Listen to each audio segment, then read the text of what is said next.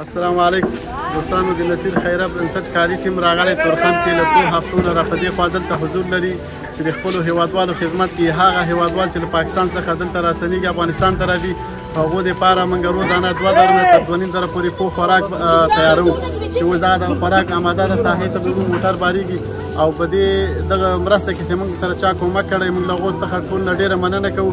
الله دې اجر ورکړي او باقي موږ ته نور هیوادوالو غږ کوو چې موږ سره دا کومک وکړي. د نصیر خیره بنسټ کاري ټیم په ساحه کې ده، انشاءالله د دوی حق به حقدار ته ورسېږي.